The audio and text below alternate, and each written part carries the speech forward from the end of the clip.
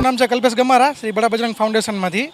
આજરોજ રાજકોટના જુદા જુદા સંસ્થાઓ અને સમગ્ર હિન્દુ સંગઠનો સાથે મળીને એક રાહુલ ગાંધીજીનો, જો કોઈ પાર્ટીનો વિરોધ અમે નથી કરતા, આપણે રાજકારણ સાથે હિન્દુ સંગઠનને કોઈ લેવા દેવા નથી, પરંતુ જ્યારે દેશની સાંસદમાં જઈને કોઈ સાંસદ જ્યારે બોલે કે હિન્દુ લોકો જે છે એ તમામ લોકો હત્યારાઓ છે, ખોટા છે, હિન્દુ લોકો હંમેશા હત્યાનું જ વિચારતા હોય છે, તો કહેવાય કે જે ભારતની જે રાજધાની જે ભારત છે તેમાં સૌથી વધુ સંખ્યા 80% હિન્દુની છે, તે ઉપરાંત બાકીની સંખ્યા અન્ય ધર્મના લોકોની છે.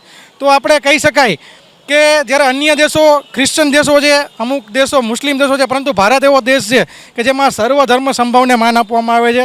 જ્યારે અન્ય ધર્મના લોકોની સાથે હળીમળીને જ્યારે ભારત દેશમાં રહી રહ્યા છીએ, સૌથી વધારે બહુમતી ધરાવતા હિન્દુ સમાજ, ત્યારે તમે દેશના સાંસદમાં જઈને એવું બોલો કે હિન્દુ લોકો હત્યારા છે, ખોટા છે, કાવતરા કરનારા છે, તો એ ખૂબ જ દુઃખદ ઘટના છે.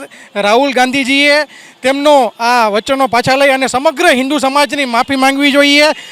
સોમનાથ મહાદેવને આવીને શીશ ઝુકાવીને માફી માંગવી જોઈએ કે જેથી કરીને એને સોમનાથ મહાદેવ માફ કરે તો સમગ્ર હિન્દુ સમાજ માફ કરે. કેમ કે સમગ્ર હિન્દુ સમાજની આસ્થા દુબાણી છે. કેમ કે હિન્દુ સમાજ જો આવો હત્યારાના આવા કાવતરા કરનાર હોત તો અન્ય ધર્મના લોકો ભારત દેશમાં રહી શક્યા ન હોત અને વસુધૈવ કુટુંબકમની જે ભાવના છે એ અત્યાર સુધી ન ફૂલી હોત.